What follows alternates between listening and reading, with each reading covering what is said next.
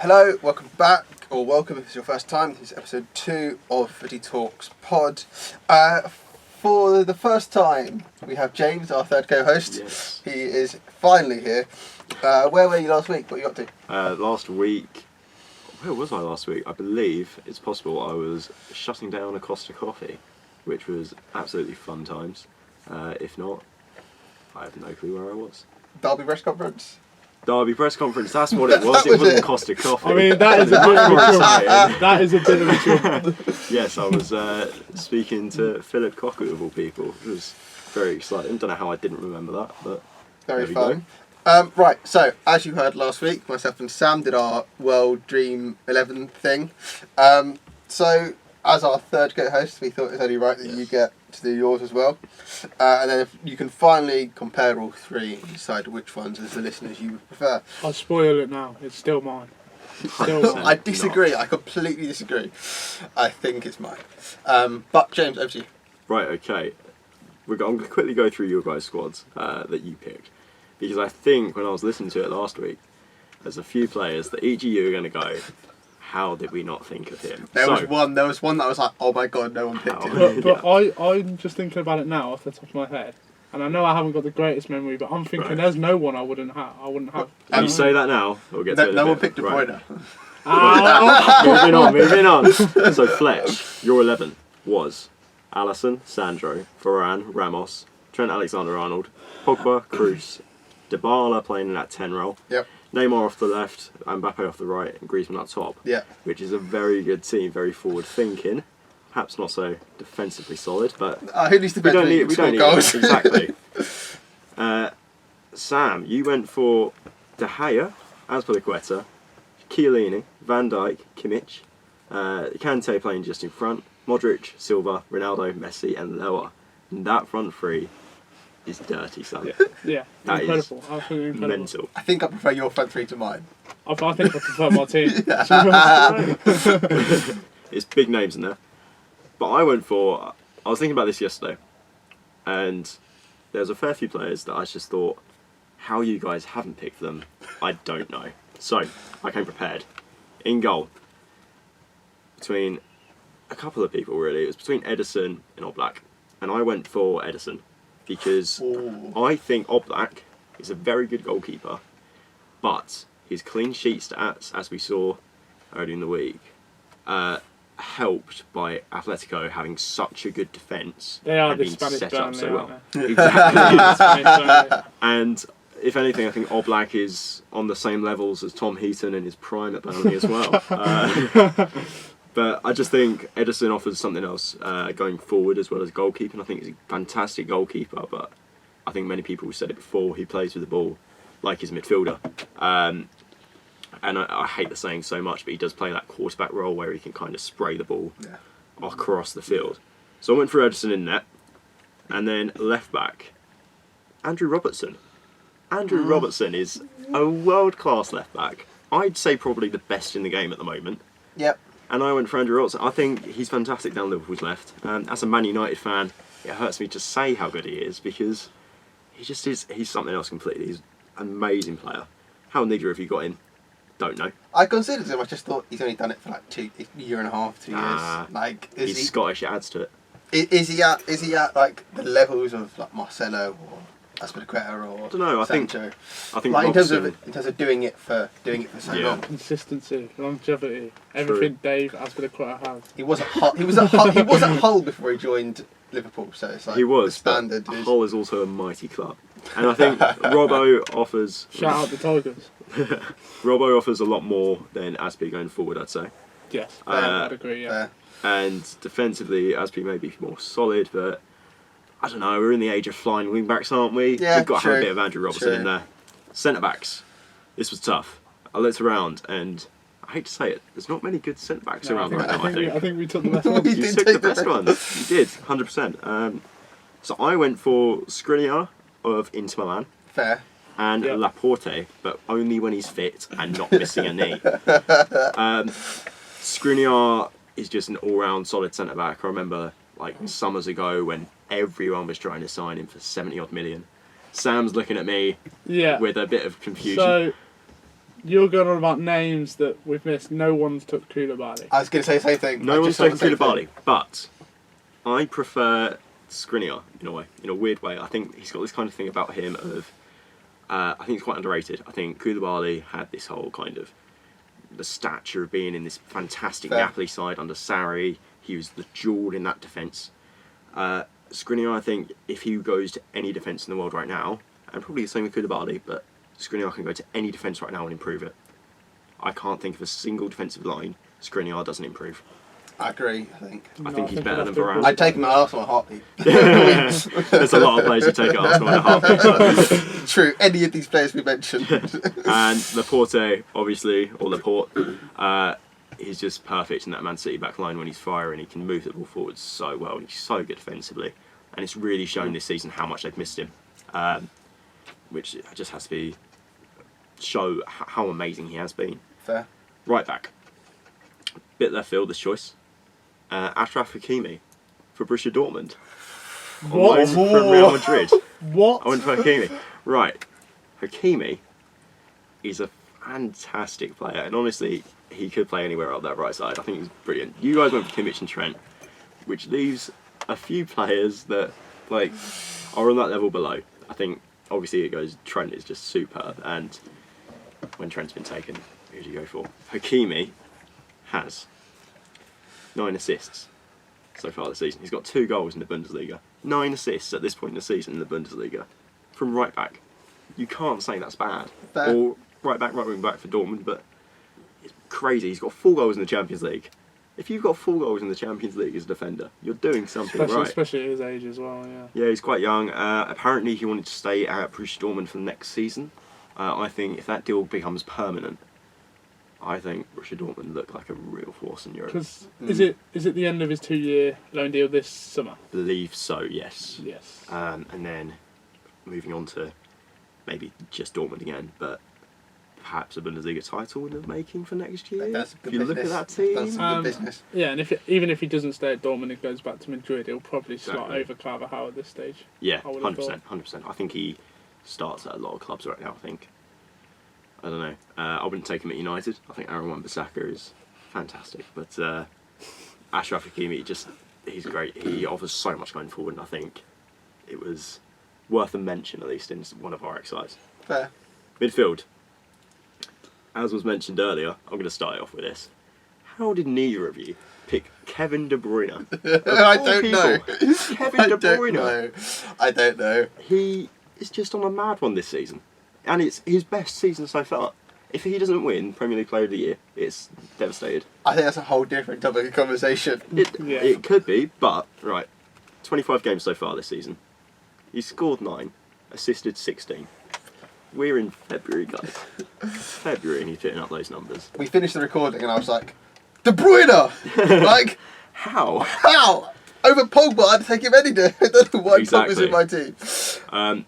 With those stats as well, it means Tangled. he's given a goal or assist every game. That's mad. Expected goals and absolutely assists. It's expected 0.85 a game. So These expected goal stats are just dodgy, aren't they? Absolutely how is it dodgy? It means so much. And De Bruyne is just I think he's one of the midfielders of our generation that will go down remembered with the likes of Pirlo, with the likes of Xavi. I do think. Fair. Very fair. It's a big claim, but possible. Back in that midfield, I also put Casemiro. He's the missing jewel from that.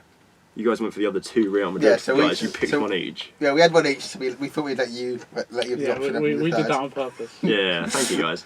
I appreciate it because I think I've got maybe the best defensive midfielder in world football right now. No. I think he's better than Kante right now on current form. No. You can't laugh at that, Fletch. Sam, It's a tell bold me claim. why. Tell me why right now on form Casemiro, is not better than any other defensive midfielder. Do you know what? Because I think Casemiro's great, okay? But you put Kante, he's very good. you take Kante and you take Casemiro, Yep. right?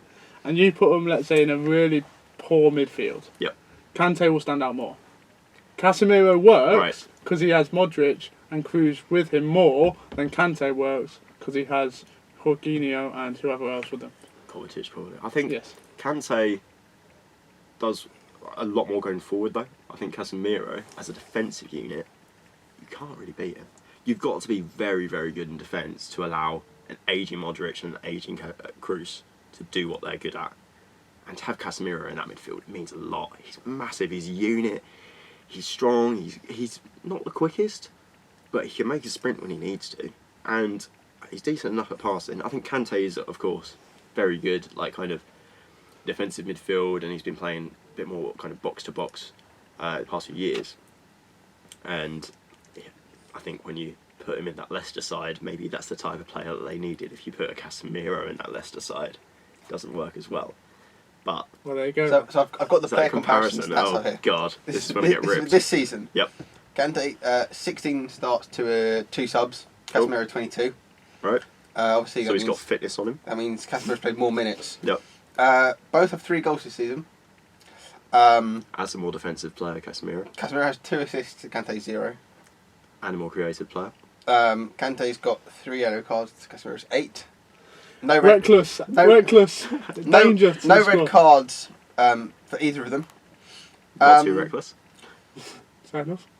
Casemiro's won more aerial duels because he's massive. Oh, I mean, has obviously a better passing success rate of 0.02. That's enough for me. More shots per game, and therefore, according to WhoScored.com, Casemiro is 7.62 rated to Kante's 6.89. Because of who he has next to him. For this season. I don't know. I feel like who he has next to him. I feel like if you do it kind of, if you put the 2 players in their prime, I think right now is probably Casemiro's prime. So Casemiro's prime is what, this season or last season? I'd probably say this season. This season. He's been very, very good this season. Okay. Kante's prime was probably Kante in his prime. 15, 16? Maybe this season. I'd say maybe that first season at Chelsea. Yeah. So what are we going? That was terrifying. What? 16, 17? Yeah. Right, let's compare it. It's around then. It's not obviously fair because we're only in February now. Yeah, and also consider they are different models of player, so... Casemiro also takes it compared to Kante's 16-17 season. Cool. 7.62 for Casemiro, as we just mentioned, and Kante got for the whole season 7.23. So tell me this: if you took Casemiro out of that side, put him in Chelsea, put Kante in that Madrid side, you're telling me Kante wouldn't have those numbers with Modric, Kroos next to him, people like Ramos and Varane behind him? I don't know. I feel like Kante would be brilliant in that Real Madrid midfield. He would do so much running. For the 2 next to him, he would absolutely do all the pace work. It's a lot like who's the Uruguayan that plays with Valverde? Yeah. He would do the running work that Valverde does a lot. But I think if you switch it the other way around, if you put Casemiro in that Chelsea side, I think Chelsea get better.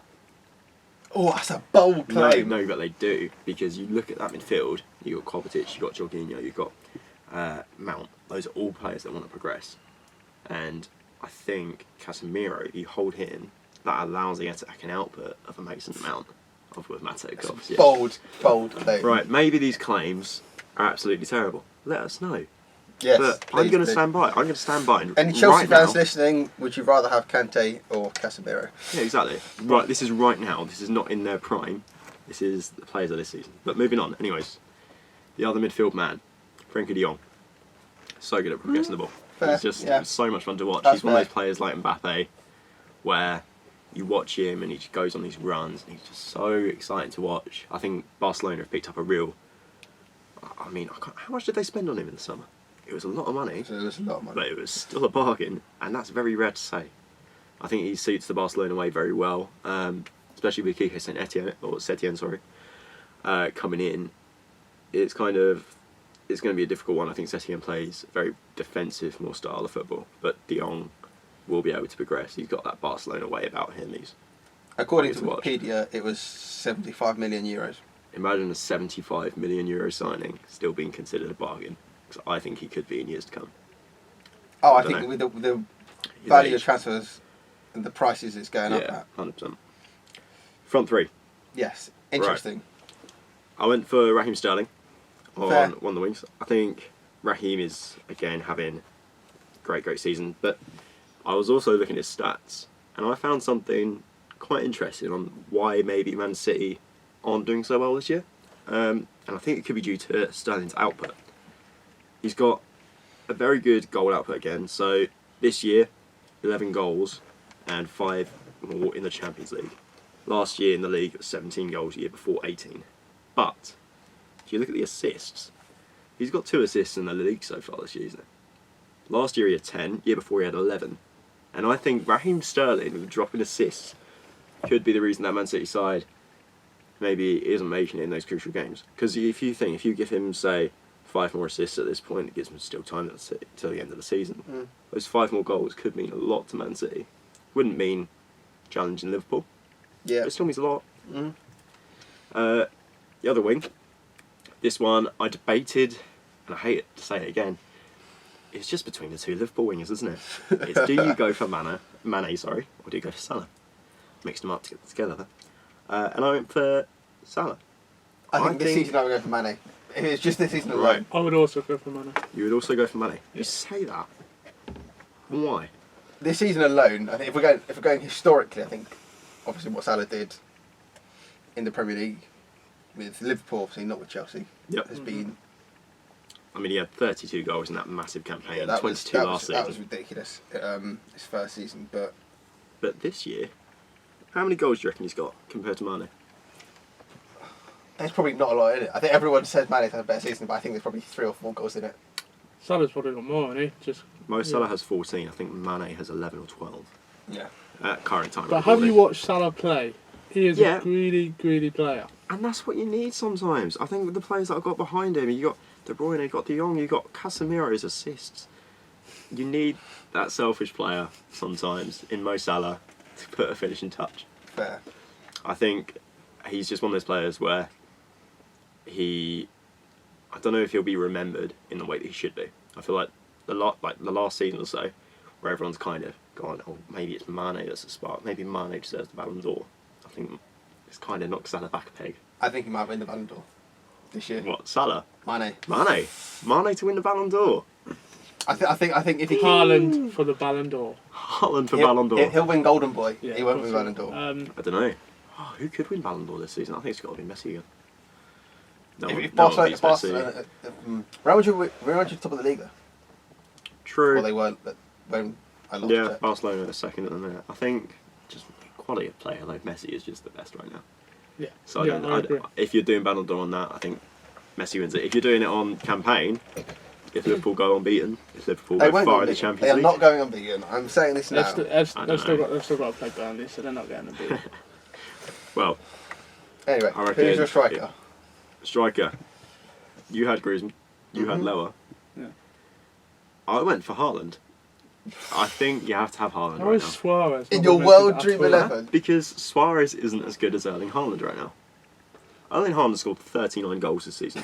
It's insane. It's actually the 20th of February. Look at the league he's played in before he's gone. So what? He's got Put Suarez in that league. He's got about 6. See how many does goals he nothing. scored. He's got 6 hat-tricks, hasn't he? This season? 6 hat-tricks. 6 hat-tricks. Yeah, his 6 hat-tricks. his Champions League goals for his age are incredible, but I just think, look at the league he played in for half of this season. Well, I don't know. I still think... I don't know. But then again, you put him in that Bundesliga setup. He scored 5 for Dortmund so far. He won Player of the Month for playing, I think, 59 minutes. Yeah, he got 5 goals in 59 minutes. Yeah. And that was enough for everyone to go, do you know what? Maybe he has been the best player this month. So, and then you look at Champions League, 8 goals I think it is at the minute. Yeah, it's crazy. Expected goals for 90. His goal the other night, the second goal. Yes. Him, when it just hits the back of the net. If you've not seen it, go down to the Dortmund PSG highlights. Still have not seen it.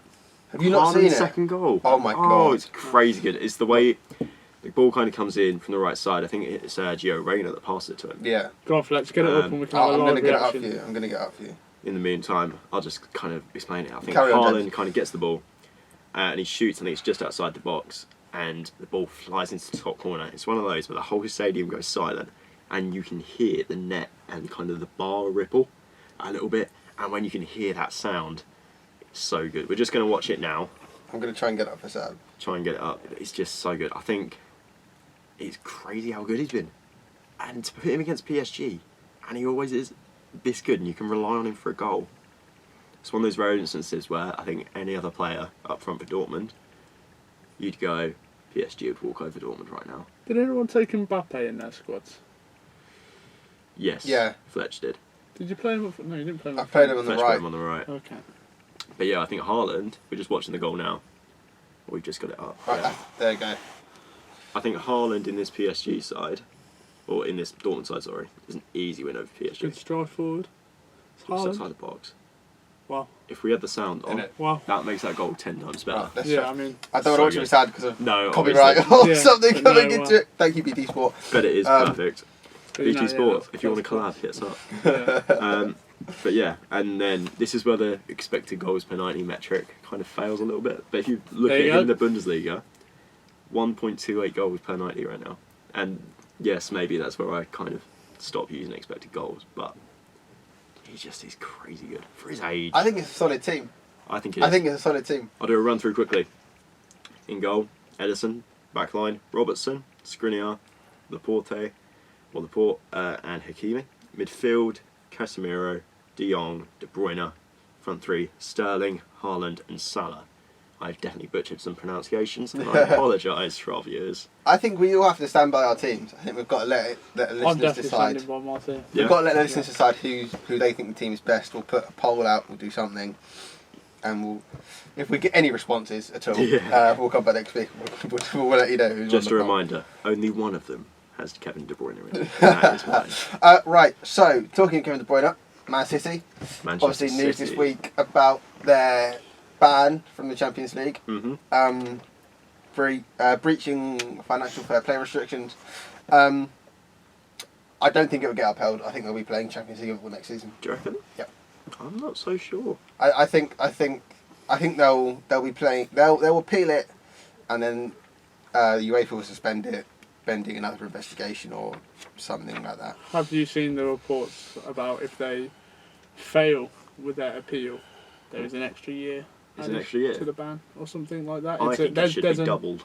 There's another. I don't know if it is an extra. There's another consequence. Yeah, if they you're fail. right. The ban gets extended by a year if you fail. You lose your appeal. Good. Yeah. I think it'll be a tough one. If it does get appealed, well, it is getting appealed. And I think we might have all seen the video of the lawyers walking up, and they've got about 40 lawyers just going to UEFA, and that is mad. But yeah, it's a ban for 2 years. UEFA competitions, £25 million fine. It's nothing to Man City, though, is it? It's nothing. It's nothing. Although it is substantially bigger than the fines UEFA have previously put on clubs, which is a good sign. Yeah. Is it a sign that it's stepping up and that UEFA are finally going to crack down on financial fair play issues? Or is it just another excuse for City to go, hang on, this is a bit too harsh. We can lower it down a little bit from this. I think we all know, or we've all thought they've been breaking FFP for a long while, a fair few everyone's years. known it. And I think UEFA have finally gone, right, you spent X amount on however many players.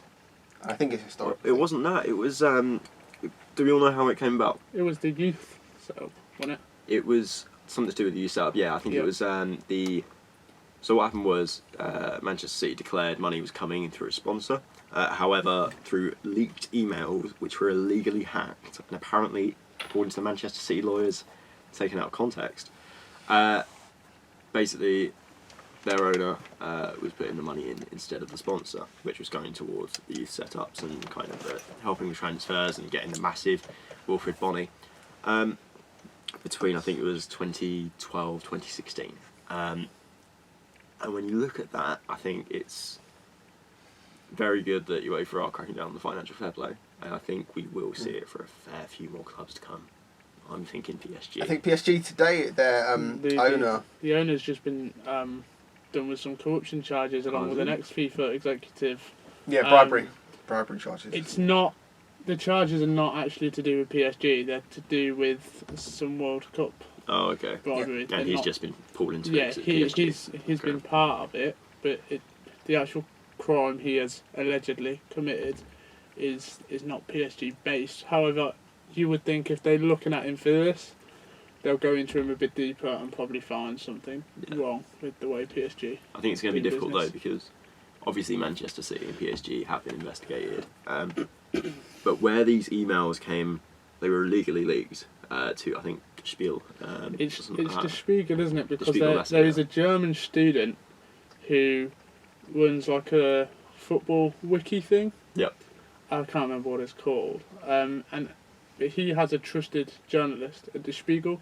So if he finds anything like this, anything serious, anything dodgy, he can give it in confidence to Der Spiegel, and they will report it. But yeah, I can't remember what the account's called, but millions of emails he sees every day, and it's just a student who wins it. Yeah, it's incredible. But yeah, that's probably where the emails will probably come from. From what I've heard as well, I think because it was technically illegal hacking, he might face a little bit of jail time, which I think for taking down Man City is perfectly reasonable. I'd take 6 years in just for Man City not to win a Champions League under Pep Guardiola. That might also help City's appeal massively.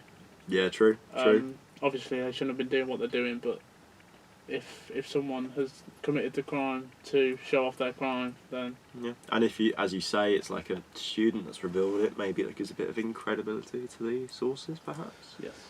Although the Spiegel are quite an accredited source, aren't they? Yeah. I mean, there was also the famous quote of Pep Guardiola saying, "Even if we're in the League 2 next year, I'll still be here." I can't see him staying until I can't see him in charge next year. I'll be honest. Even before the ban, I thought he would have left it. Do you not think though that now the ban kind of forces him to stay? Because if he goes this summer, everyone's just going, "Oh, Pep, you fraud! You're just jumping ship when it gets difficult." Yeah, but look what he's done at Man City, though. Yeah, but then there's been all the criticisms again this year for no reason. Yeah, but is he gonna do what he did at Bayern and Barca? He stayed a few years, did what he wanted to do, and then left. Yeah. Obviously, again, at time of speaking, he's failed to win the Champions League with Man City. I think Real Madrid in the first knockout round is tough for him if they get knocked. But they're not going to win the league. If they don't win the Champions League, is he like, I've done all I can? I think we could see Pep Guardiola stay for 20 years, create a legacy, and build his whole squad around Phil Foden, who features for 5 minutes at the end of every League 2 game for the next few years. To be fair, I think the League 2 thing was it's a bit extreme. Yeah. I think what should happen instead is I don't think any titles should be given back. Oh, no. Because A, that means Liverpool get more titles, and we don't want that. B, we can all say, oh yeah, City won those titles, but they cheated again. They don't mean nothing. We don't care about those seasons no more. They're fine. City won them, but they did it by cheating, and everyone can just use that argument to any City fan, if they ever exist. But instead, what I think should happen next year is we should have a point deduction. I think that's what I'll do. I think it's similar. It's similar in a way to Saracens in rugby. It's that everyone wanted their title stripped of them, but they just got a massive point deduction. They're relegated from the Championship. They spend a year down there, and they come back up, and they'll keep their history. And I think that's what's going to happen in Man City. They'll start next season with minus 10, 20, whatever points the FA or feels appropriate. I think it should be I think Lawrence McKenna said this the other day, and it's a very good point. It should either be the amount or half the amount between them and Liverpool at the end of this season. Should be the difference. Should be the points deducted. So we could see about 80 points taken down on that. I mean, points deductions do seem to be the way forward at the moment. Obviously, there are a couple clubs in the Championship, obviously different governing body, but that are facing them, and they do just seem the way forward at the moment to punish people. But I think even with minus 20 points, Man City will stay up next season. Oh, 100%. I think probably still finish top 6. Probably still finish. Looking at the state of this Premier League season, still finish with Arsenal. Yes. 20 point head start, and we'll still finish with them. No, but we don't know what's going to happen with Man City. It was just an interesting point. Yeah. It certainly is, and they got a decent result last night. They did. Although the pictures of the fans, or lack of fans, at that game. I think it was said there was 54,000 there. That's what Man City said. I think a lot of the pictures are kind of. It's annoying to kind of seeing the ones like right behind the goal because they can be quite difficult to get hold of or pricey for some fans. I saw a fake tweet that was supposedly from the Manchester City actual Twitter account that said the attendance was 1,000. So someone was having some fun last night. But it could be believed. Who knows? You look at the bottom tier and it's not far off. But maybe they would fit in with League 2. unless it's under. I saw something saying that they didn't attend because they're under protest. I don't understand because it's not like they aren't used to playing midweek football. True. I mean, they will be playing Wednesday night football. They'll be playing. Well, they won't be having that much midweek football for the next few years. No, but they're playing. They're playing Real Madrid Champions League. No, yeah. So what's different between that and West Ham? I know in terms of quality, but I mean, it's not like it's. Yeah. Oh, we can't get there on a Wednesday night because we work. I do feel like it might be that maybe it was just a low attendance and maybe the pictures were a bit misleading, and then people turn around and go, "Oh, we were protesting." Yeah, that's why. When really it could just be a random low attendance game, because I think West Ham isn't the most enticing game for most people to go to. I'm not saying that you shouldn't go to it anyways, but it could just be a random anomaly for low fans. Maybe. It's a difficult one, isn't it? It's hard to. Yeah, 100%. Just quickly before we move on, Go on. I've just found, looking on football web pages, the supposed attendances for City's games, and most of the league games are 54,000. However, their cup game against Fulham was supposedly 39,000. That's a big drop. But was it even 39,000? Reportedly. I don't know. I feel like... But, they first game of the season against Tottenham, supposedly... Well, was that first game of the season? For them? I don't know. Well, it's the first game. It's the first game that's got recorded on here, and it says 54,000. Okay. The next 3 or 4 after that were also 54,000. So Maybe I mean, it was just... They do have a 55,000 capacity. Oh, but that looked nowhere near sold out when you see the pictures. But I think now I'm but split on this. they base that on season tickets, don't they? True, They don't base that on. true. They don't base that on who goes through the Fans through the turnstiles. door. Yeah. They assume every season ticket holder goes to every single game, and then add on gate receipts. So I was trying to look for the one for West Ham, but it doesn't have it up yet. But, Fair. yeah. I've looked. It says a lot says unknown. So difficult one to say. So talking of Man City, Champions League, Premier League, interesting week in terms of results. We tried to predict a couple of games last week. Sam didn't do as well. Said Belpool would beat Worksop. They lost. Said. I got a few right. I said. To be fair, he did say Danny Ings would score, and if anyone put a fiver on that, he did all right. And I did say it, and I didn't put a 5 on it. So Yep. that's Sounds a lot like his bet. So obviously Man City beat West Ham 2-0 last night. Spurs last minute winner against West Ham 3-2, and Arsenal convincingly beat Newcastle 4-0 at the weekend, ending a run of 4 straight Premier League draws. Yeah, and then the Saturday games. How good must that have felt? Saturday games, Liverpool won quickly. Yeah. Not too convincingly, by the way. I watched that game and I thought Norwich played quite well for 60, 70 I was minutes. following it on Twitter, and a lot of people were saying Liverpool just kind of hanging in. Yeah. Substitute Mane got the goal. But the biggest game of the weekend was a 2-1 win for Burnley away at Southampton. Oh, I think we're going to have a big debate on what's the biggest game of the weekend. And Danny Ings, yeah, he may have scored, but did you see him let that one in like the first, literally like the first few minutes of the game? 3rd minute, he was supposed to clear it, just left it, went straight past the keeper. All I want to say is clout it through and through. Anyway, go on. Got facing his former club. I think you were right about the Danny Ings goal, which is very impressive, but it's one of those where he scored again. Danny Ings, should he be considered for England? I mean, if I've heard Rashford and Kane, well, Rashford's not going to play now till the end of the season. I heard that about Rashford. Kane, we still don't know. Kane, I've heard, will come back for the last 2 games in the season. And then... But Mourinho yesterday in the wake of defeat said he wants it to be July 1st because they will have all of his players back, and including Harry Kane in that. So do we know that? We don't know the full extent, obviously.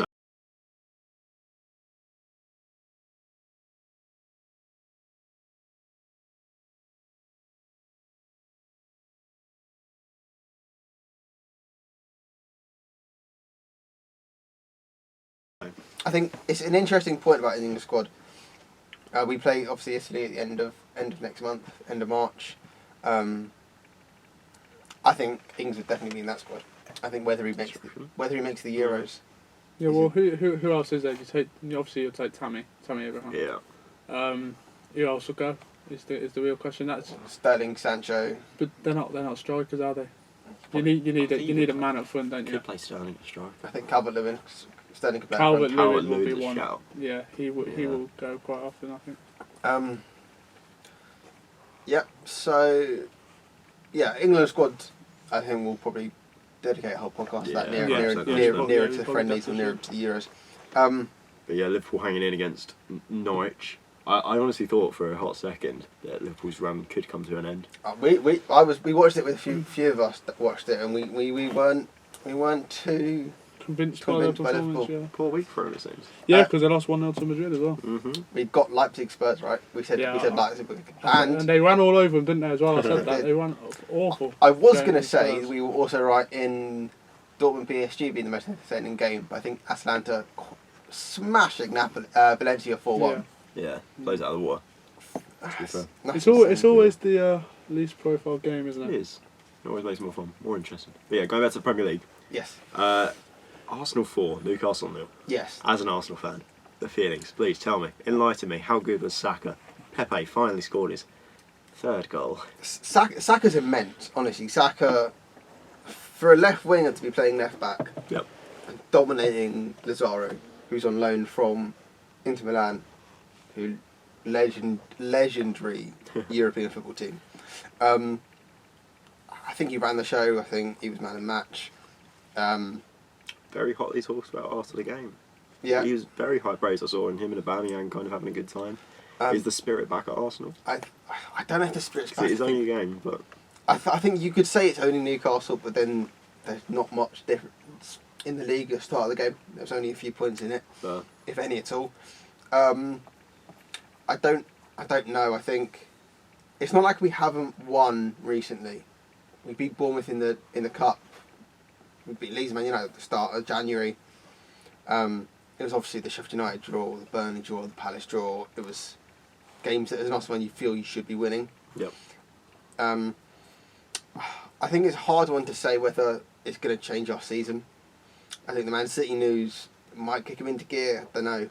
It's a good incentive. If I think get that fifth spot now. Everton at the week. I don't think we're getting fifth. I think there's. I don't know. It's hard. It hurts to say that, but Leicester, Sheffield United, Everton, Wolves are all better than us this season. Manchester United.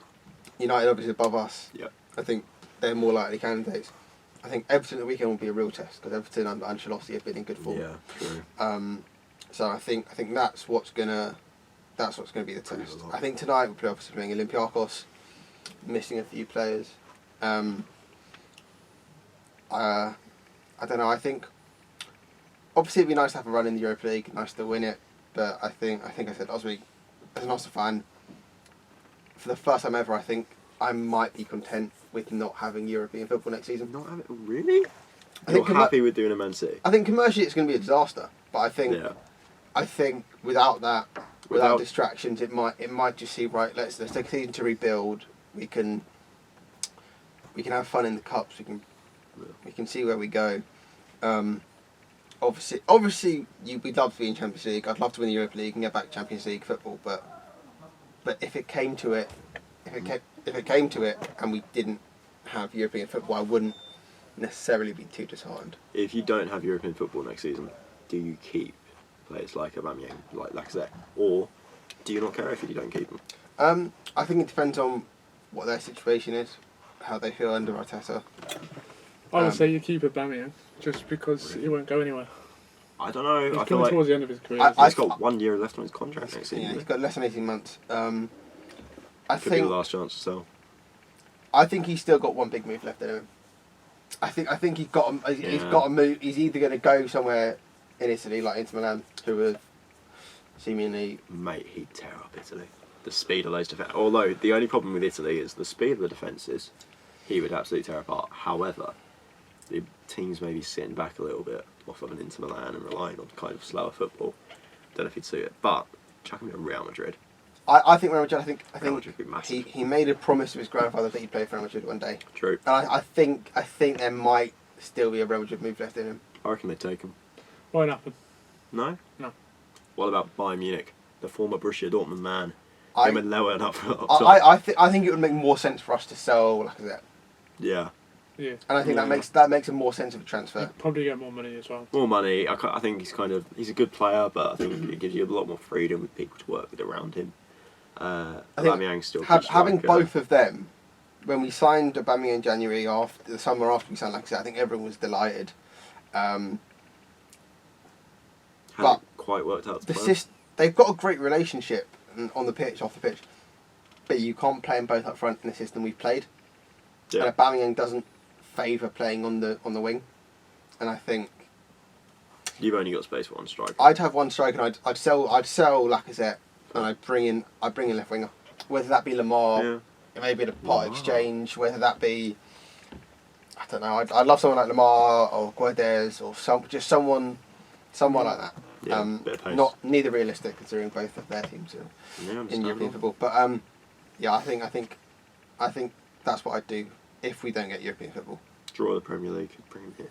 But moving on to the actual biggest game of the weekend, the most controversial game. It's not really the weekend; it was the Monday, but. Manchester United beat Chelsea 2-0. Yes. At Stamford Bridge. And I tell you, I have never had more fun watching a football game in my life. I think it obviously reignites the VAR debate. It does. But should it? I think it was harsh to rule out. Okay, I think to rule out the Brandon Williams push, or was it a push? Well, Fred Aspilicueta. Okay, so there's a couple of tough VAR decisions in the game. There's does Fred push the best left back in the world according to Sam Collins? Aspilicueta. Yeah. There's something that happened first though. Harry Maguire should not have been on the pitch. Therefore, Man United shouldn't have had a second goal.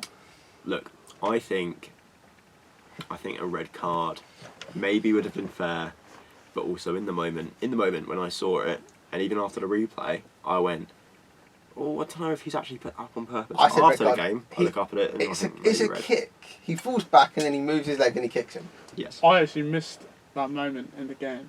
Oh, okay. I think I'd gone to make a tea or something. I actually missed that specific moment of the game, but I looked it back and from my first view, I thought, yeah, that's probably. But then I watched it back on Twitter with the perfect angle for it to be a red card, and I didn't see it in the moment of the game. But from is what that I VAR saw, kind of failing at there? Then should he been off the pitch? But it's for me. Obviously, VAR being billed as a clear and obvious error. That when you're in Stockley Park, whoever is the VAR official has seen 6, say, different angles of that, and if the referee's missed it, that's what VAR should come in and say, take a look at the screen.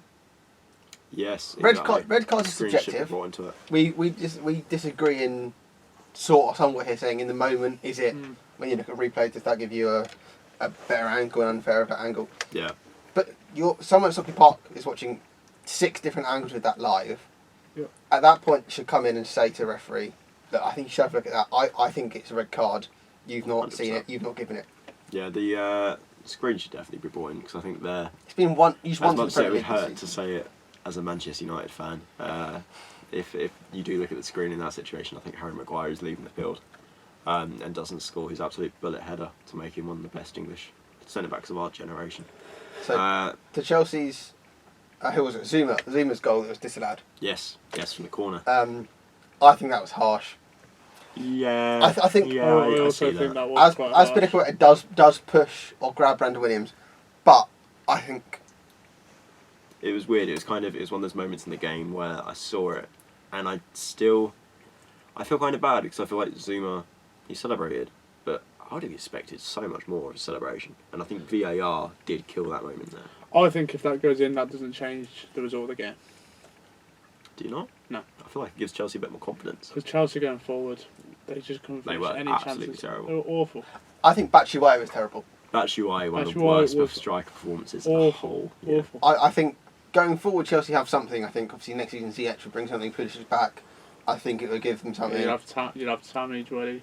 I think it's hard to say Chelsea were bad going forward because they created chances. No, yeah, Batshuayi just can't finish. That final ball or that final chance. Yeah. And then the whole game, I think everyone was talking about, does Giroud change it? Does Giroud change it? And then he comes on and he scores and he does change it. For it to be disallowed. It was offside. It was offside. By the letter of the law, it was offside. But that goal would stand under Arsene Wenger's newly proposed offside rule. Which is Absolutely. Yeah, I'm stupid. sorry, I'm not having that. I agree as well. I think.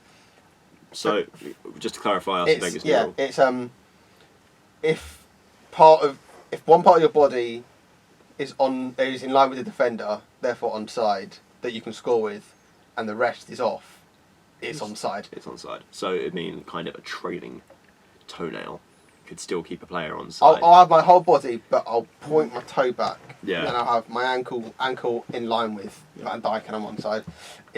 I just think, why change the offside rule now? Why implement VAR and then think, do you know what, let's change the old rule? Why not just change how we use VAR in that instance? To be fair, I don't think it is VAR. Well, I don't think even VAR needs changing. I don't think VAR is the issue. I think the offside rule is the issue. Really? But I don't think I think Arsene Wenger's way of fixing it is the right way. I think it's the getting the advantage thing, because you look back at the Wolves game last week.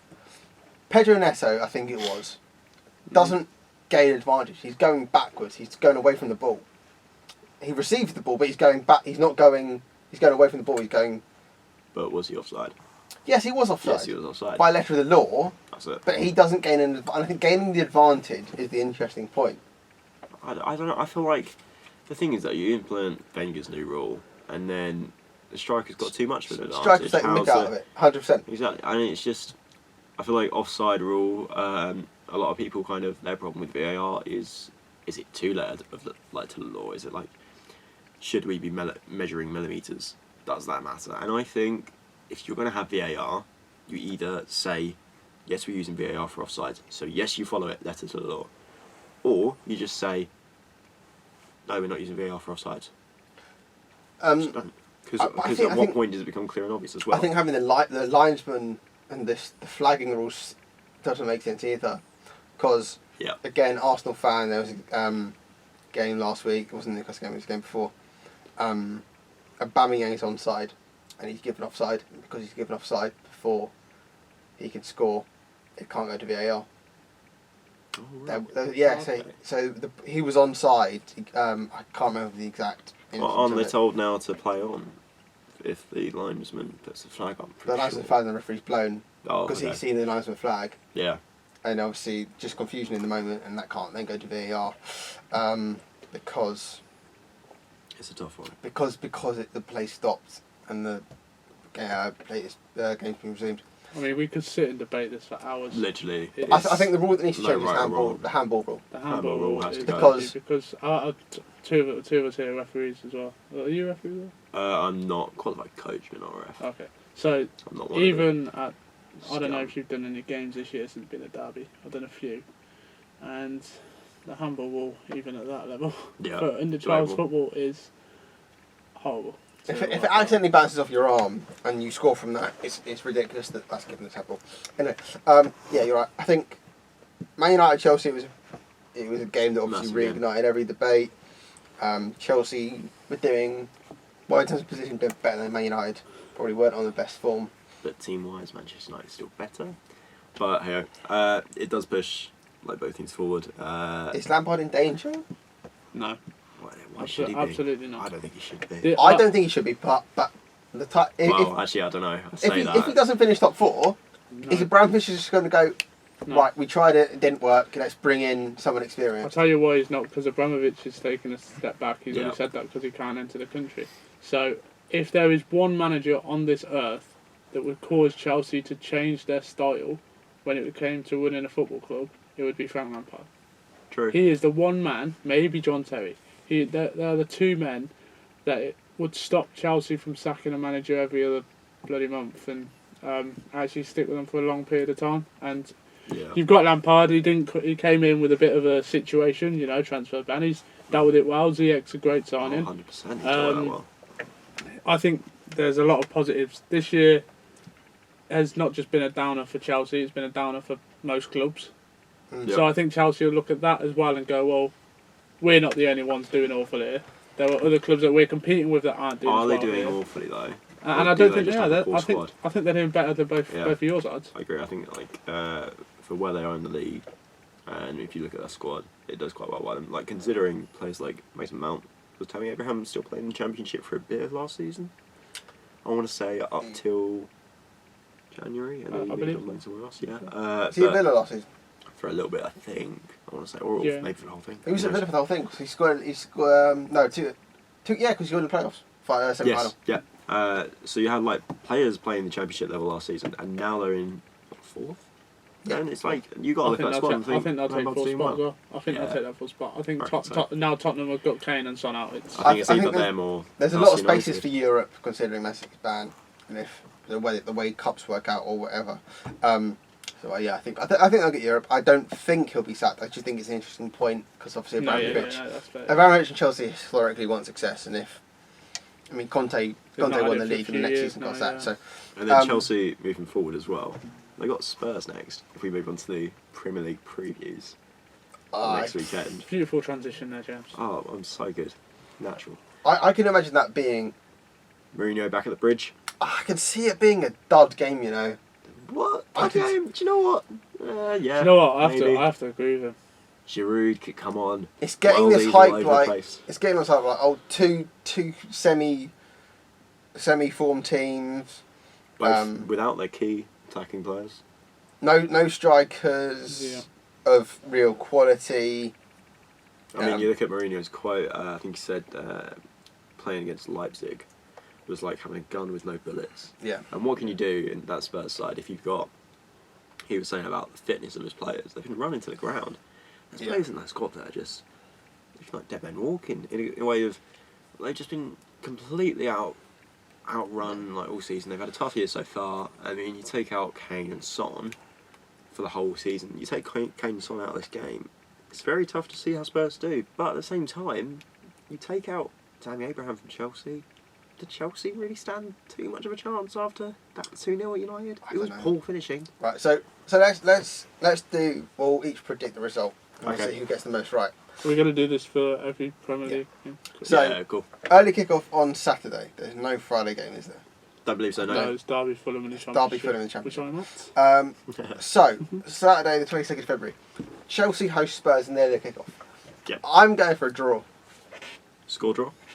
0-0? Score draw. Score draw. Score draw.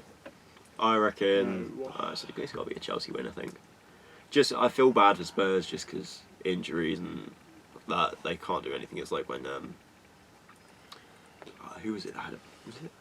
Can't remember. No, I was just thinking about United when it looked like when we had Rashford out, but now we actually Yeah. realise we've got Odion and Igalo, so it doesn't matter. Well, But the striker crisis at Spurs, you're just going to look at it and think they're going to struggle for the season. I think they're going to struggle big in this game. I think they'll either play Mora or Ali in a centre forward role, just a drop striker. Score draw. 1-1. I reckon 1-0 Chelsea. 2-1 Tottenham. Oh. Big shout, big shout. Yeah. I'd like to see it, bro. Burnley Bournemouth. It's Burnley, Bournemouth. alphabetically it's There the we first go. of the 3 o'clock kickoffs. Right. Sam Collins. Big What are 3-0 you win. thinking? No, probably a good 1-0 win, to be honest. It's not going to be the most exciting games of football you'll ever I see. don't know. Bournemouth are on a bit. They're not like a revived team, but they've scored in their last 3. Yeah. But then again, before that, only 1 in their last 6, so it's So not too promising. I mean, I think we'll walk out of it with a win. I think Dyche and Howe are very similar kind of coaches, apart Yeah. from the fact Howe defensively isn't great, but it is really an attack versus defence game. Yeah, very this much game. each other's kryptonite. Yeah. So Bournemouth last played on the 9th of February. Obviously they were the first one. They had their winter break. Yep. When the second half teams went back to Premier League football. I think Burnley obviously Southampton on Yeah. the 15th of February. Could seem rejuvenated. That is one thing I'm worried about because the Burnley players didn't actually have a proper break as well. They didn't go away on a team camp or anything like that because of a potential replay tie with Norwich if that was a draw in the cup. Right. So they literally had about 2 or 3 days off training, and then went back into training again for the Southampton game. Whereas, like you say, Bournemouth have had a nice amount of time off, 11-day break. Yep. and Burnley haven't got the biggest or deepest squad either. A few No. injuries, so. Fair enough. I'm going to go the same as you. I think Burnley will win it, but only just. Chris Wood. 0-0. Going. 0-0. 0-0. Fair. No, they can't. Palace Newcastle. Palace, Newcastle. Selhurst Park. Do you know what? Palace have been absolutely dreadful. I've got it down here, and I could be wrong. But I think their last win was Boxing Day. 2-1 win versus West Ham. Yeah, they've not won in the last so 5. Poor. Yeah, Boxing Day, yeah. Oof. And Neither I don't see team- them coming back against Newcastle. I think Newcastle are a weird one because you look at them and you even watch them play and they are bad, but they still somehow manage to get a couple of results here or there. But then again, do you know who their top goal scorer is this campaign? Oh, it's a defender, isn't it? No, not now. It probably was. Their It top goal was scorer. when they were last on telly. Yeah, the most goals in this Newcastle side in the league. John Joe Shelby, 5 goals. Oh my god. The next is like a long list of players with 2 goals. I think their strikers only so scored like bad. 1 Premier League goal. Yeah, Something. Joe Linton hasn't had a great start to life in England. I don't know. Newcastle, only just. I'd also go. I'd also go Newcastle probably. Yeah, Newcastle won in December, I think 1-0, so I think I'm going to say Newcastle as well. I think I'm going to say, give it a massive 2-0. I think 2-1. I think it's a high much I score. feel like I got another 1 now. Sheffield United, Brighton. Sheffield United, Brighton. So, Champions League side against Brighton. Now, this is interesting because Sheffield United, I was looking at how they're doing in the league and I was trying to figure out, how are they so close to the top? They've got the 6th worst attack in the league, but they've got the 2nd best defence. So I think Brighton don't stand a chance. No. I think Neil Maupay hasn't scored since like the Palace game in December. It's got Sheffield United win written all over it. I He's think. not a name that scares defences either really at the moment. No. Is he, Neil Maupay? I like Not right Maupay now. when I found years ago. Found him on Football Manager. He was a young kid. Thought great, He cool. was very good at Brentford as well. Then he went to Brentford on the cheap. I think something like 1 million or something. Yeah, I was that's like, very A good. lot of Brentford's attack. I don't know what Brentford do with their attackers, but a lot of their They attackers feed and are weight a bit very every day. good, aren't they? Ollie Watkins. Yeah, he's Bellamy not- as well. he- Bellamy, yeah, Maupay's not a Premier League striker. Do you not think? I reckon he could be. I reckon he's taking time to bed in. I think given He's the right not. team. He's not at the right club. I think I like Brighton. I think I think. Graham Graham Potter's Potter. done well. Very good. They are 15th, but yeah, They're having a Brighton season. It's a What else Brighton do you season. expect? yeah. I think Sheffield United might do it. I think Graham Potter's a great manager, but I think home at Bramall Lane. I think Yeah, that's Sheffield United. Yeah. Sheffield. Southampton Villa. Saints Villa. Oh, right. So you got the massive Danny Ings versus the massive Jack Grealish. 2 Premier League stalwarts, 2 legends of the game. Who comes What out are you top? on about? I don't know. Right, you look at those 2 sides, and you look at them, and you think, do you know what? Both of you only have 1 player. I don't care that Southampton and Aston Villa have a full squad. You only have 1 player that anyone cares about. That's Danny Ings, Jack Grealish. And that's it. And I think Jack Grealish is better than Danny Jonathan Ings. still injured? Yeah. Okay, yeah, so okay, Yeah, so I they agree only then. have 1. Um, Sorry to any Saints or Aston Villa fans. Well, out we there. I are- know there's a couple on our course. we are so friends with They're not I don't gonna mean it. Harry Tizard, who runs Saints Prime podcast. Very good Shout podcast. out, Go Harry. give it a listen. Yeah, collab with us. Oh. But sadly for him, I think Villa. No. I'm going Villa. Give you Villa. Southampton. Oh, Southampton. Yeah. I think it means more to Villa. I think Saints are safe. I think Villa are still fine for survival. Yeah. But I they don't also know. won that trophy there, don't they? So True. I think it'll be Saints. Just because I think managerial masterclass. Is it Arsenal? Yeah. He would do Arsenal, yeah. fantastic. His name in Austrian means rabbit hutch. Thank you, Fletch. interesting That's what I fact. needed to know today. I think Villa. I think Yeah. I can see why, but I think Southampton, it's just Danny Ings is a very reliable goal scorer. I think with Danny Ings on the pitch, you can almost say you've scored before you even step out. I think Which Peperina is is weird such to say a about Danny quality Ings. addition for him though. For Hassan, Villa. Yeah. Hassan Hurtle did a press conference Okay. about an hour ago. A few managers have done one today. Sean Dyche has also done one. Yep.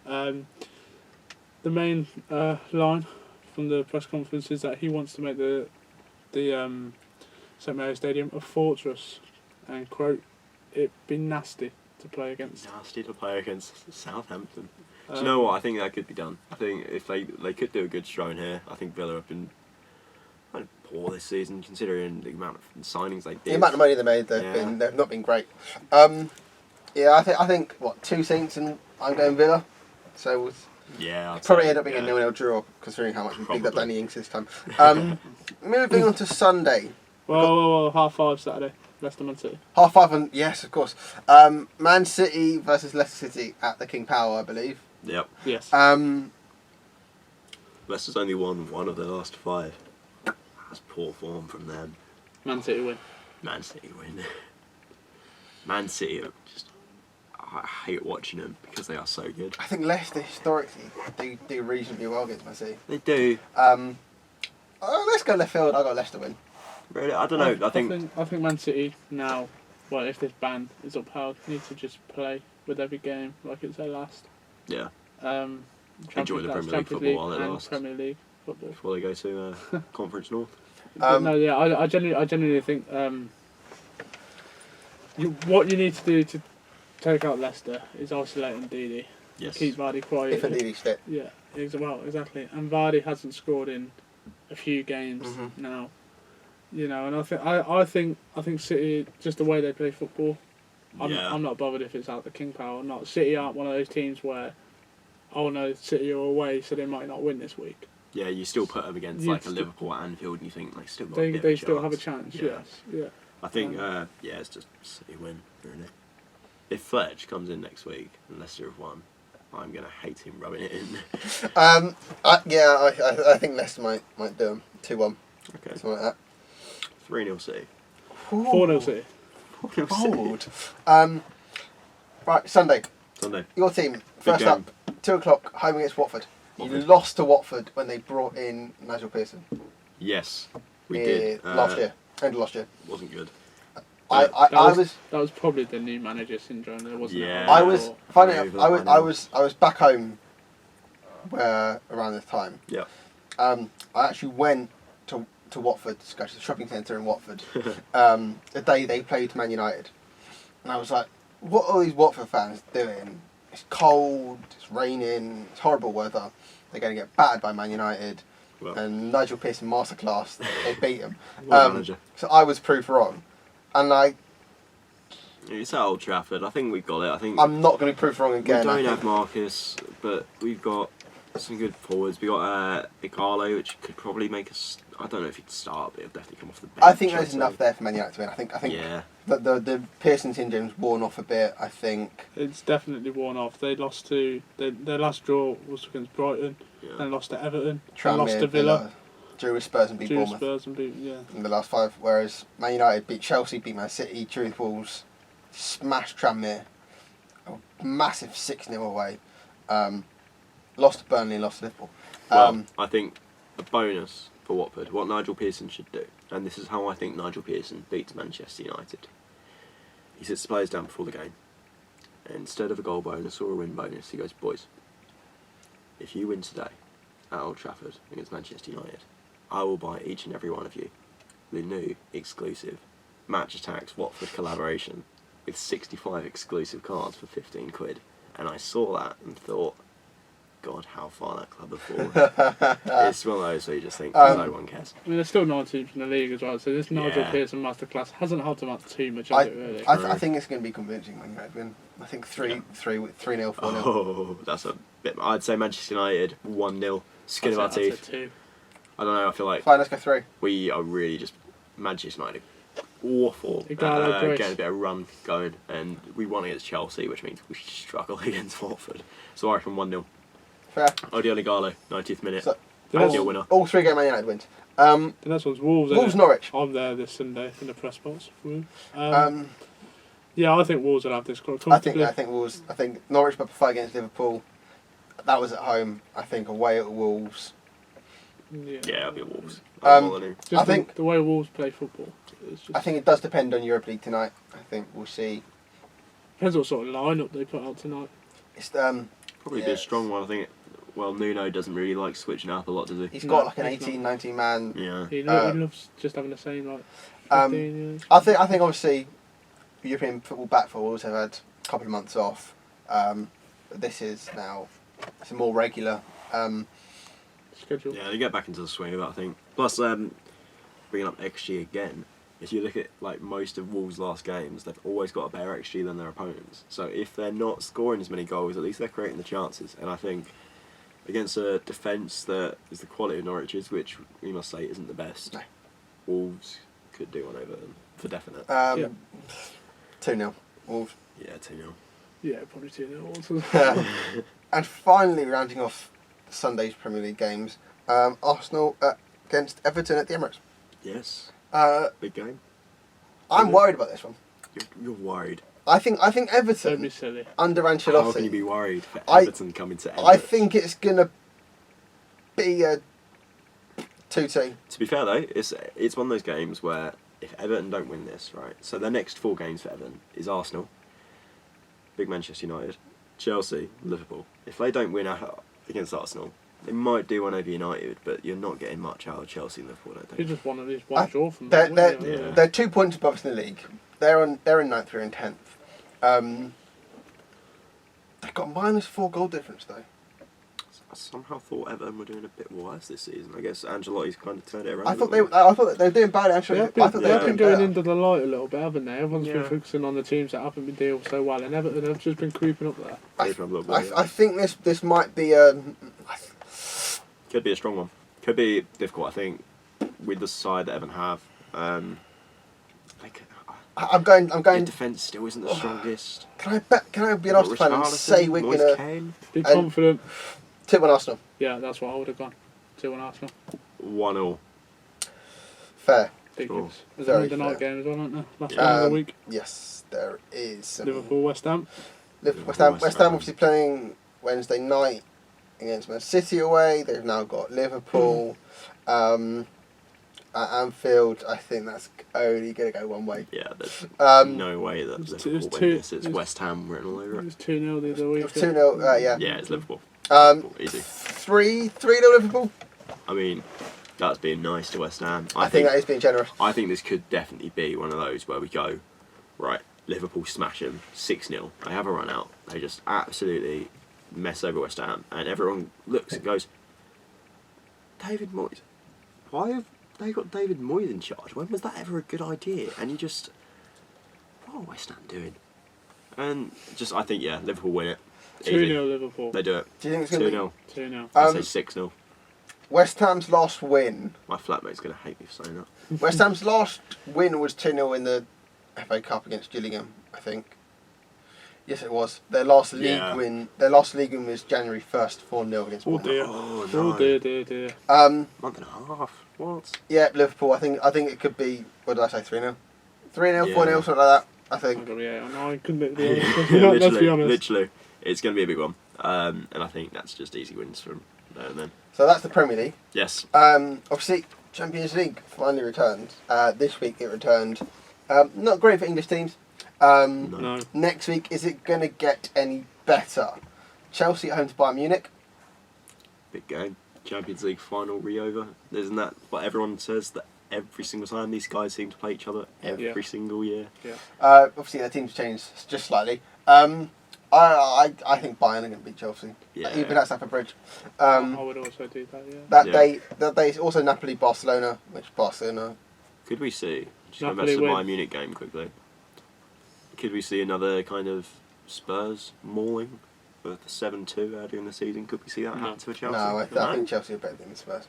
I think sure? I think Chelsea will just struggle like they did against Man United to get forward. I think defensively they'll be probably. okay against I think it depends if they start Batshuayi or if they start. I think it's definitely a Bayern Munich win. I think it'll be quite interesting to see how Lampard can deal with a game like this. I think if he can put his Chelsea side up and give them a real battle, it could really prove something for the side. And they need it now more than ever. Yeah. And obviously, as we mentioned, Manchester City at the Bernabeu on Wednesday night against Real Madrid. Big game. City win. I'm going Real Madrid. I think it's got to be a City win. You know, City. Really? Right, City. They have never had a bigger incentive to win the Champions League. No. This is for them to win it This and is put the middle finger up to UEFA and go, do you know what? Stuff you're not going to have the winner of your competition in there next season because some kid hacked our emails from 2012. And I think City, just the players that they've got, I think Real Madrid, they've obviously stepped up the season, first in the league, midfield maestro, Casemiro. But I think City are just going to do it. They looked so good last night against West Ham in a way of, I think it was one of those performances where it wasn't great, but but every single time they went forward, you always thought, could they score here? Yeah, they're probably going to score. Fair. And if they have anything like that against Madrid, who are a much better defence, so they're not going to look like they'll score every single time going forward, City are still going to do them, I think. Fair. It'll be close, but I think they'll do them. Pep Guardiola knows how to beat the big teams like Real Madrid, and I would say Madrid have got worse over the past year or two. I think I'm going for Real win at the Bernabeu. I think when we come back in a few weeks and talk about the game at the Etihad, I think we might be seeing something. I might be seeing something different. Yeah, that's understandable. 2-1 Real Madrid. 2-0 City. 3-1 City. And then Lyon Juve. And then the Lyon less Juve. about that game, the better, because it's just yeah, Juve. I think Juve. Yeah, no Lyon question have been about that. poor this season. Can we just go back to the Napoli-Barca game? Oh, yeah, Yes, sorry. of course. Napoli win. Why did you say Napoli win? Why?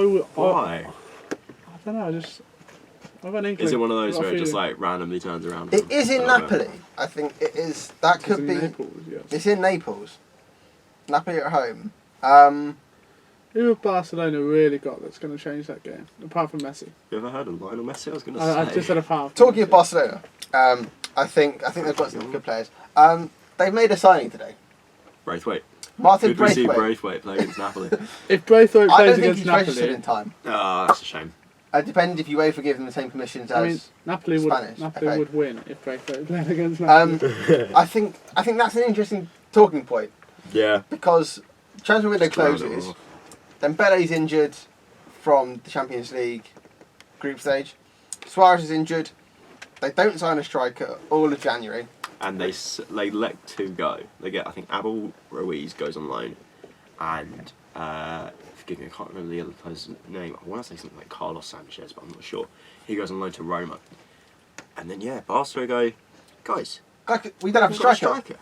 Spanish FA, whoever you can we sign a player outside of the transfer window?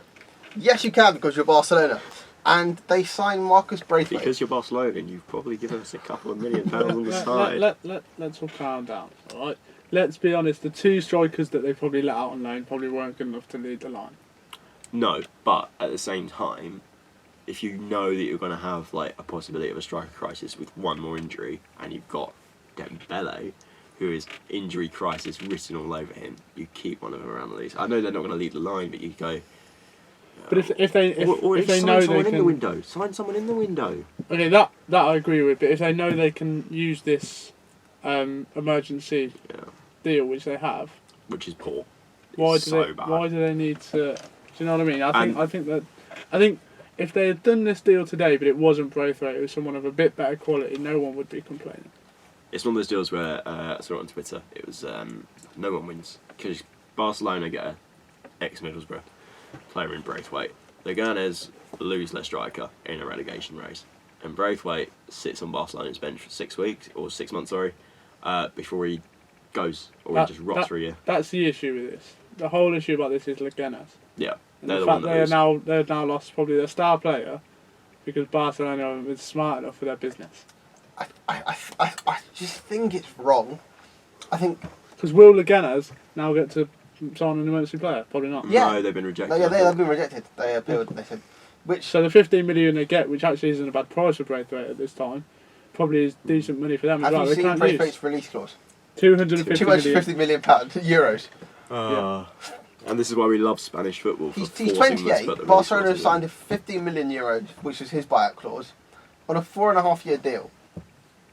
He's not going to be there for 4.5 years. He's going to be so poor. He's one of those. He'll be where there for that half a year. I'm And then trying to go. think of those. You It's know like- those strikers that clubs randomly sign for no reason. Chelsea had it a little while ago. They just wanted to sign like Peter Crouch and every person over 6'4". Yeah. And it's those like kind of emergency moves that you look at it and go, that's not good. It's like, I hate to say it because he is a living Manchester United legend right now. Odion Ighalo. It's in the same form of that. Oh, it's in the same bracket completely. It was Why? It was like Barcelona have done this before.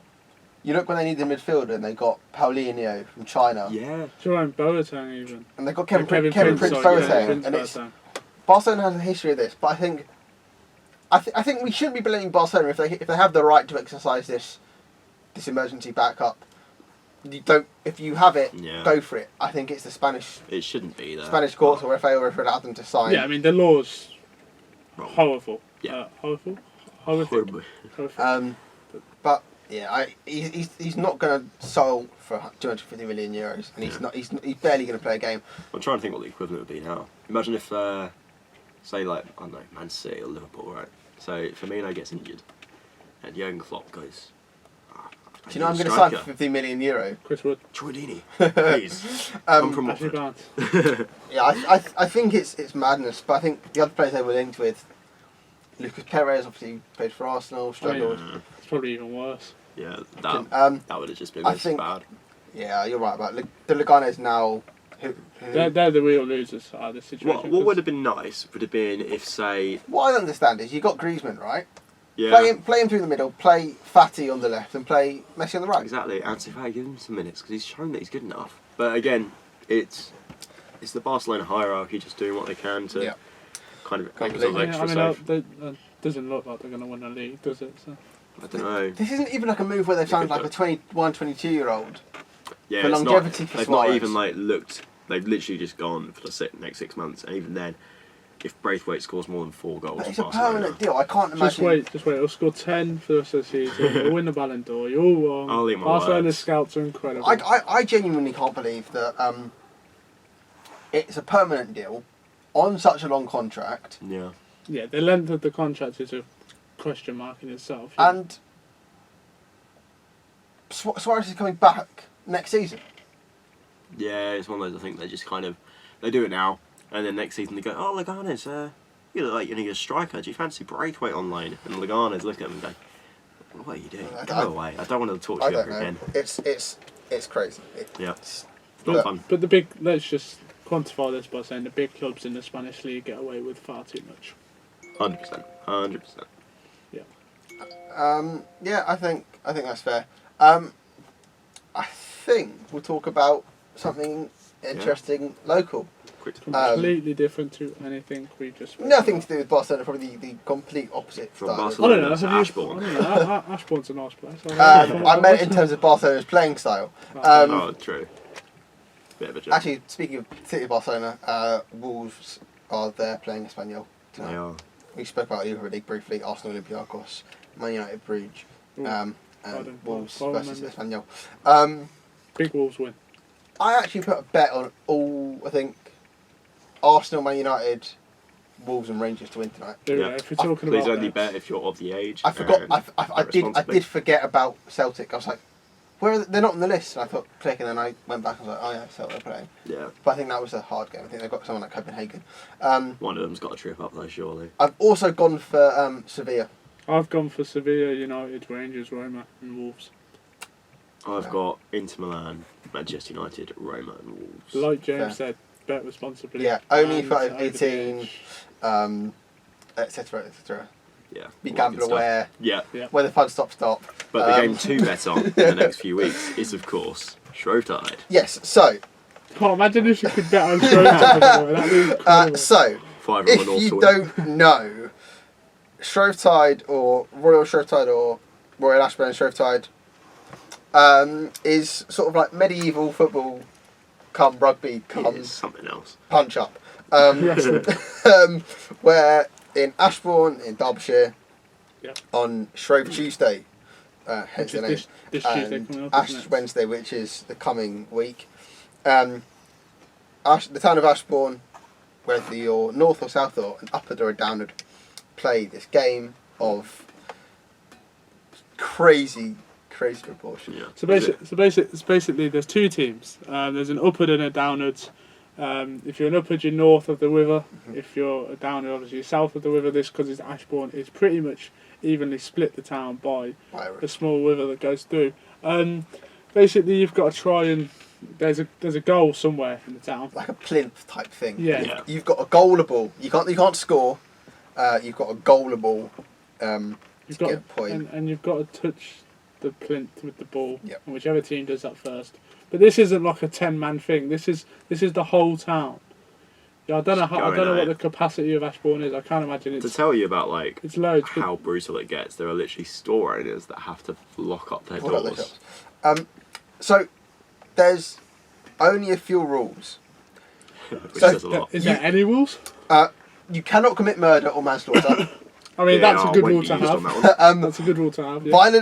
Violence is allowed, but unnecessary violence is frowned upon. Okay, so if you're in like 10 metres of the ball, you're allowed to hit people. If not, wait till you're in 10 metres of the The ball. ball may not be carried in a motorised vehicle. Okay, so you can't drive it to the goal. Yep. You What about a cannot bike? hide. You cannot hide your bag in a coat. You cannot hide the ball in a bag, coat, or a rucksack. I'm sorry, have you seen the size of the ball? Have you actually seen the size of the ball? It's not Massive. fitting in any of them. Cemeteries, churchyards, or town memorial gardens are out of bounds. No, yeah, that's probably good. Probably for the better. You cannot play after 10 p.m. Yeah, because then everyone's just having a few drinks and it's literally And- just a fight then. And Tired. to score to goal a ball, it must be tapped 3 times Yes, on the you can't- pin. You cannot use the word score. It is to goal either, isn't It's it? the goal a ball. You have to say Um, to goal. The Downers won last year's event, Okay. 1-0. Massive. Um, What a result. the big reason we're talking about this really is because we're going. Yes. Well, some of us are going. I really want to go because I want to be involved in the punch-up. No, I really want to go just because, How very It's- Burnley of you. well, it's just something completely different to normal football that we will cover. And it's something that, you get a chance to go probably once. Do you know? Oh, yeah, it's Do you very, know, like, who it's- else really is going to get this chance to go and film it, report on it, interview people there? You might get to even grab the ball for a minute, but just to interview and speak Are to we all people playing for about the this. Downlands? Who are you playing for? I mean, Or are you the Uppers? If I had to pick up a Downer, London. I mean, we're below South the the river. river, I yeah. mean, no, Are you not? I'm also down. I'm You're not from right. Burnley, so. So we're the Downs boys. So, If anyone in Uppers wants to challenge us, come yeah. at FootieTalks. Well, No, yeah. let's probably Takes not do on. that. They also don't kick off. They turn up. Turn up. Um, Isn't it the mayor of the town normally chucks the ball usually in? the mayor of the town turns up the ball. Yeah. He is the turner upper. Yeah, Loving the it's terminology. a crazy game. I think you can find endless amounts of videos on it. I think Zach and Jay did a video last year. They went That was quite a good video. They went and partook, got a few touches. I'm not going to be jumping in rivers or Absolutely. No, not. but we are going to. So basically, the uni have said anyone who wants to go from our course, any first years, can go, and we're going to go report on it. We're going to do stuff for probably the local, maybe a few local outlets, obviously all the university outlets as well, Story Hub, Derby, Phantom Media, Derby, Uni, all that sort of stuff. Der Spiegel. Yeah, the Spiegel, if you want us to report on it, we will. We'll But take basically, we're going there, we're going to film, we're going to interview people. I think, not us specifically, I think we're actually going on the Tuesday, the day it's played, but people are going the day before, people are going the day afterwards as well to see not only how it's played, but the occasion itself, and obviously anything we'll do, any videos we take of people, goaling, is that the word? To goal. Yes, To goal. goaling. Or a video or picture of it being turned up, then we're going to report that, and obviously hopefully write up a few interviews and a few, well, not match reports, but a few news articles based on the occasion. So that's the real reason we're going. But Okay, so for your Shrovetide team, you can pick one modern footballer. Who are you having? Who are you having in your Shrovetide side? Ati Bale in Fenway. How can anyone want to shout the strongest man in football? Romelu Lukaku. Romelu Lukaku? Yeah. Interesting. I'd probably go for... Oh, that's a tough I'll take that actually. back. I'll have Ashley Barnes. To be fair, not a bad shout. I would have... There's either two routes I could go down it. You either go kind of... Actually, no. Or mix the pace, mix the strength. Adama Traore. Okay. shout. Him in. Massive. He doesn't lift weights, but he's still somehow massive. But the thing is, if the young lad from Ashbourne, young teenage from Ashbourne, touches Adama Traore, Traore is going to go down. Someone touches Ashley Barnes. It's Ashley fine. He's so coming fast back. to go in and out. It's fine. Yeah, so that is Shrovetide. It's going to be interesting. Make sure you do check it out. Just Yeah, see. give it a look. There will be reports on it obviously in the next few days, and obviously with it being Tuesday, I'm sure there were already videos on social media circulated Build of up to it. previous Yeah, I'm sure. years. So just go check it out. But we just want to speak about it because we're actually going to be involved this year, which is going to be incredible. So Is there anything else that we want to talk about? Anything interesting? Anything? I think that's me. That's it. Anything You got aside anything? from football? Anything Um, interesting? I mean, do we really want to get into the whole Caroline Flack situation? I think it's. Yeah, I think we should probably leave that. Yeah, But I think it's good to just leave I it. think it's an important thing about mental health rather than just. we could probably talk about the Premier League campaign, what they're doing for mental health. Yes, yeah. We'll talk about that. And England as well. Yeah. So, obviously the whole kicking off a minute late. What's the actual campaign called? Heads up. That's it. I think. Yeah. I'm going to kick it off with a little bit of a downer. Unfortunately, these campaigns are always great, and it's brilliant to see the Premier League and the FA and all that doing so much about a topic that is so serious and is so close to many people's hearts and homes and that. But what realistically, unfortunately, what does kicking off a minute late really? I think it kind of brings a bit of attention to it. I think. But I think it brings short-term attention. I think. Yeah, okay, that's I think having the logo print on your shirt for a game, I think, it's all right having the digital billboards and stuff. But I think it's like. It's like the kick it out and kick stuff like that. Is people know what it is, but it's like. How do you not just promote that for 6 weeks? How do you keep that going? I think then? 100%. I think also though, short term bringing it up is you got to start it somehow, and if it's by kicking off a minute late, I think that's a small thing, and kind of the campaign around it. I think it's going to grow and grow.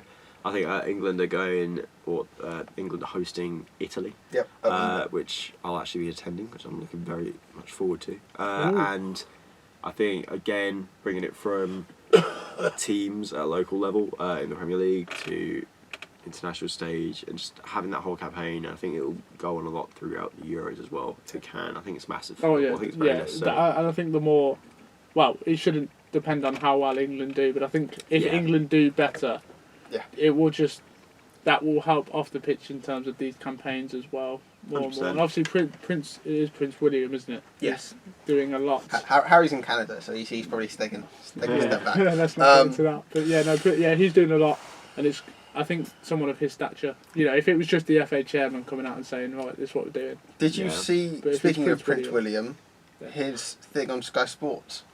No. Is that when he interviewed? He met up with some Villa players, didn't he? Yeah, he met up. I think it wasn't just Villa, was it? He met up with with some players to speak about mental health. Oh, is this the locker room one? Or am I thinking about this differently? No, there was two. There was I think I might be imagining this. I thought he met. I know Prince William's done a lot in the past as well. I know last year he did that documentary with BBC with Danny Rose. Very good documentary, by the way. I should go look at it. But I thought I saw something when he met with. I think it might even be like Troy Deeney. I think I've seen something similar. Right, 1 second. Let's talk about Paul Pogba and Mino Raiola while I try and find this. Oh, yeah, that is interesting. Did anyone see the video on TalkSport on their Twitter of... I haven't seen the video, I've seen the quotes. Of Mino Raiola getting absolutely grilled by... Who was it? Oh, I can't remember his name. Oh, it was... One of the guys. Oh, was it the former Palace chairman? He's spoken recently. One of the TalkSport men. Anyway, whoever it was, grills Mino Raiola. That guy. Yep. And I'm fully backing him. I'm fully backing him on it. I think super agents are an issue in football at the moment. An issue that needs to be sorted out. Not I think it's quite a big topic heavily, as well. But I think Raiola's one of those that is definitely stepping out of line. Simon Jordan, former Palace chairman. Yeah. And Raiola's he's been saying a lot recently. I think he purposely misconstrued Solskjaer's words about owning a player. He made kind of Solskjaer saying, Paul Pogba's our player, he's a Manchester United player. He turned that into something which I think he was trying to make Solskjaer look bad, and instead I think what happened was everyone looked at Raiola and was like, what are you doing, mate? Why are you just carrying on with this? I think Raiola it was like Paul only represents himself, whereas I think it's a difficult one. I think you're right about super agents. I think they only think of themselves. I think Pogba's gone in the summer. Yeah, so what I was talking about as well, I think the Pogba thing's important. Prince William did a video with Sky Sports Football where he played mental health Jenga with Troy Deeney, Scott McTominay, Adebayo Akinfenwa, Andrew Townsend and Kenny Smith. I saw that advertised, I haven't watched it. And obviously former Arsenal players Paul Merson, Perry Groves, I believe, spoke about mental health. Paul Merson's opened up again last month with Clint Morrison and Jimmy O'Hara. Yeah. So it's And obviously he spoke about his mental health and drug addiction with Harry Redknapp's programme last year. So I think they're talking about it, and I think it's important. It is getting a lot of attention, and it is just brilliant to see. I think mental health charities need the recognition. They haven't got it before. Yeah. And I think with football, especially pushing it on, it's just going to be massive. And I hope that it's something that carries on throughout the sport. We see like psychologists becoming more and more important in football teams. Players like Danny Rose speaking out as well about his current situations over the past year or so. Yeah. I think it's going to be fantastic. I think there's nothing bad that can come out of this, and it should be good.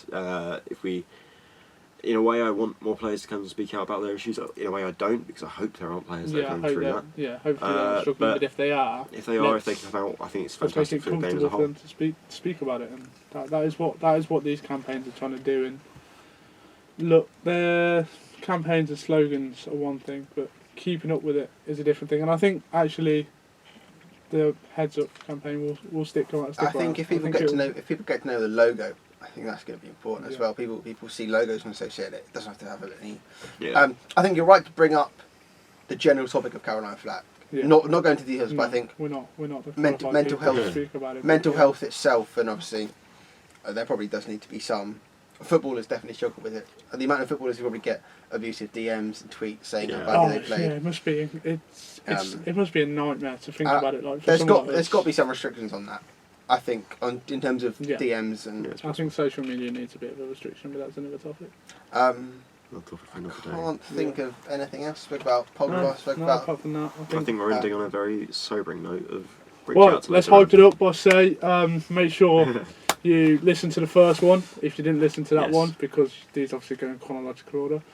Make sure you listen to the third one. That will be recorded. We record these on Thursdays, straight after an audio and video lesson. I do try and upload them on Thursdays. Yeah. Hopefully they'll all be uploaded. I think it went out on Spotify on Friday, but I now I've got our Spotify account sorted. So what is our Spotify? What is it? So we are FootieTalksPod on Spotify and SoundCloud.